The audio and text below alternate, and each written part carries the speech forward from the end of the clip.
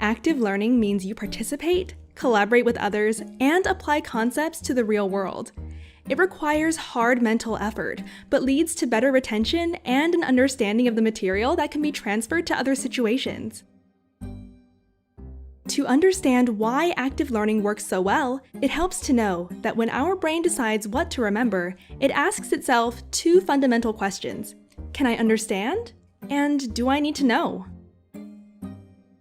When you ask, "Can I understand?" your brain always puts the new information on the foundation of existing knowledge. If the foundation is missing, the brain has no idea what to do with it, and as a result, it throws it away.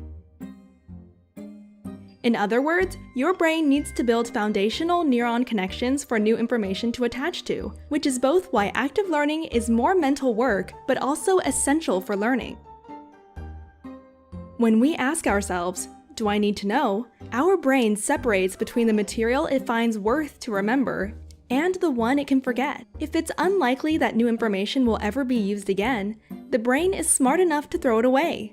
If your brain finds that the information is needed again, say it could increase your social status, the brain will store it in long-term memory. To stay there and be easily recalled, you just have to periodically use or think of it.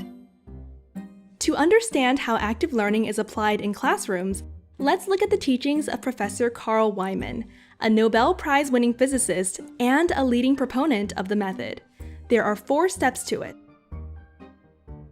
Step 1. Prior to class, the students read up on the fundamentals of a lesson so they get an idea of the terms and basic phenomena. In class, Professor Wieman starts with a brief introduction and then gives questions to solve. He will have students use clickers, a little device on which students can answer multiple choice questions. Alternatively, or for more complex problems, worksheets can be handed out. Step 2.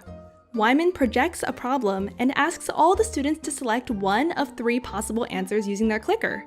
This has 2 benefits. First, the teacher gets an idea of how many of his students already understand the topic.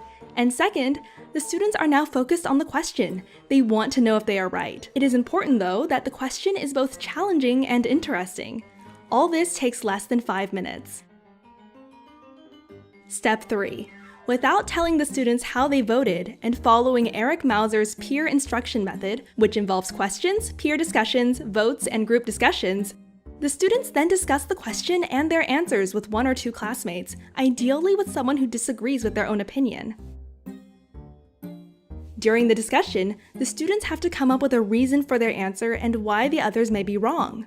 Meanwhile, the instructor is circling around, listening in to gauge student thinking and answering brief questions. Then there will be a second clicker vote, and only now the results will be shown. Typically, the second vote will be much better than the first, as students learn a great deal from their discussions. An ideal question will have about 1/3 correct on the first vote and 85% correct on the second. All this takes around 7 minutes. Step 4. Now the professor leads a follow-up discussion with all the students to provide feedback, exploring the different reasoning, which one is correct, and importantly, which is incorrect and why.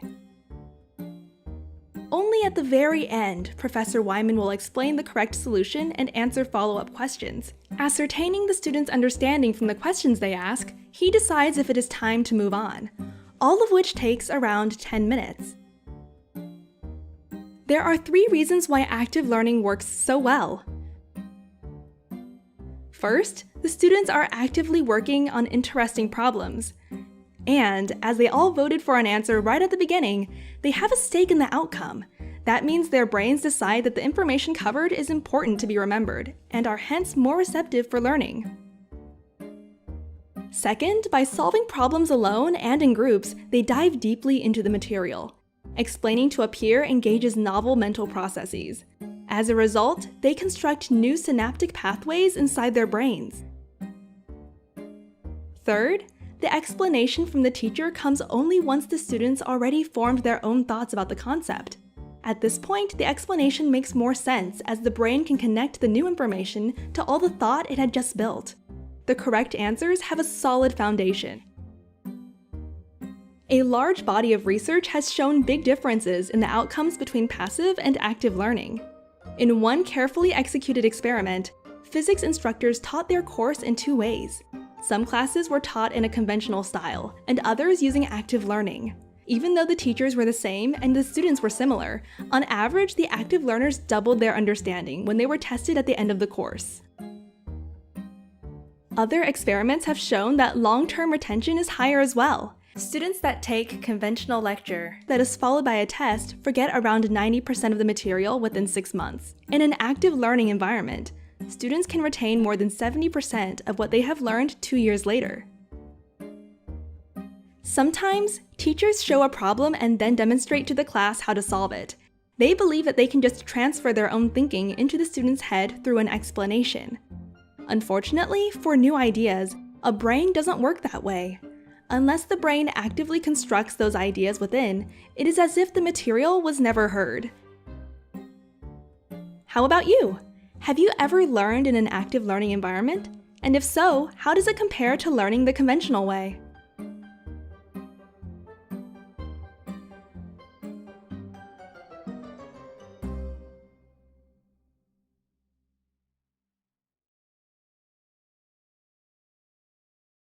Sprouts videos are published under the Creative Commons license.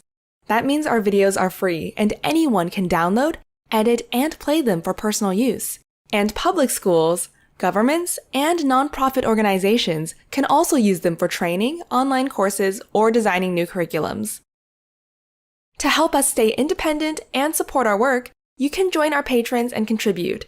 Just visit patreon.com/sprouts. Even $1 can make a difference.